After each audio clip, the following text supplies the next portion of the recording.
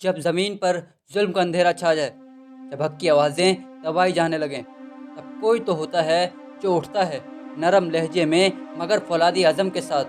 یہ کہانی ہے امام حسین کی، جس نے وقت کے یزید کو للکارا اور قیامت تک انسان کو جگا دیا۔ یہ وہ کہانی ہے جس نے حق و باطل کو ہمیشہ کے لیے الگ کر دیا۔ تو آئیے چلتے ہیں وقت کے اس لمحے کی طرف جہاں حق نے اپنے خون سے تاریخ لکھی۔ چلتے ہیں کربلا کی طرف۔ لباس ہے پھٹا ہوا، غبار میں اٹا ہوا، تمام جسم نازنی چھلا ہوا کٹا ہوا۔ یہ کون سی وقار ہے، بلا کا شہ سوار ہے، کہ ہے ہزار قاتلوں کے سامنے ڈٹا ہوا۔ یہ بالیقین حسین ہے، نبی کا نور ہے۔ سن 60 ہجری معاویہ بن ابی سفیان کا انتقال ہوا اور یزید بن معاویہ کو تخت پر بٹھا دیا گیا، بغیر امت کی رائے، بغیر شورا اور بغیر عدل کے۔ یزید جو شراب پیتا، فسق و فجور میں ڈوبا رہتا، دین کے اصولوں کو مذاق سمجھتا رہتا، اور اب وہ نبی کی امت کا خلیفہ کہلانا چاہتا تھا۔ اس نے سب سے پہلا کام کیا کہ مدینہ کے گورنر کو حکم دیا کہ فوراً حسین سے بیعت لو، ورنہ ان کا سر کاٹ کر دمشق بھیج دو۔ امام حسین کی بیعت، وہ بھی یزید جیسے شخص کے ہاتھ پر۔ امام حسین نے فرمایا، یزید جیسے فاسق و فاجر کی بیعت کرنا نہ صرف میرا ضمیر بلکہ دین کے خلاف ہے۔ اگر امت خاموش رہی تو حق کا گلا گھونٹ دیا جائے گا۔ اس انکار کے بعد مدینہ کی فضائیں بے چین ہو گئیں۔ خون ریزی کے خدشے پر امام حسین نے رسول اللہ صلی اللہ تعالیٰ علیہ وسلم کا شہر چھوڑ دیا تاکہ اپنے نانا کے شہر کو خون ریزی سے بچائیں، اور مکہ مکرمہ کا رخ کر لیا، مکہ جو کہ امن کا گہوارہ تھا۔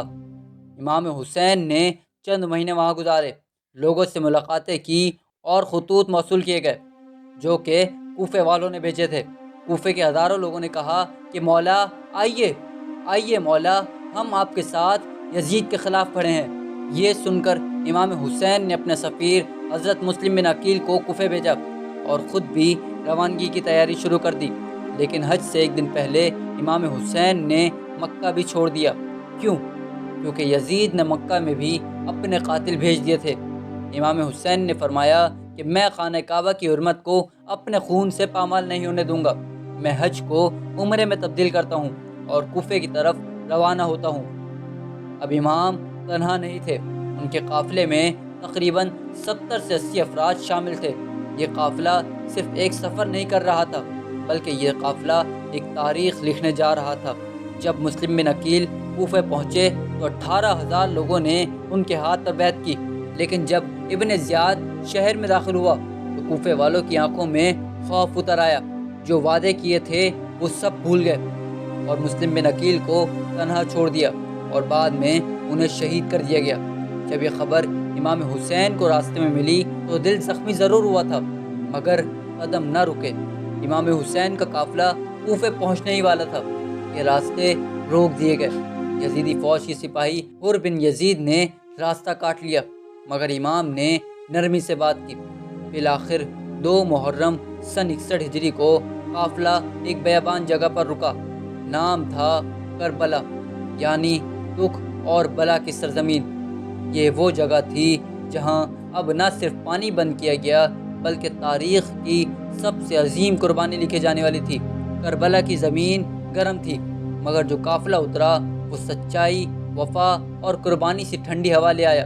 یہ صرف جنگ کا آغاز نہ تھا بلکہ انقلاب کی بنیاد رکھی جا چکی تھی۔ کربلا کا یہ سفر ابھی ختم نہیں ہوا، بلکہ یہ تو وہ آغاز تھا جس نے باطل کو ہر زمانے میں بے نقاب کیا۔ امام حسین اور ان کے قافلے کا یہ پہلا قدم ہمیں بتاتا ہے کہ حق کے لیے ایک آواز بھی کافی ہوتی ہے، اگر نیت خالص ہو اور راستہ صراط مستقیم ہو۔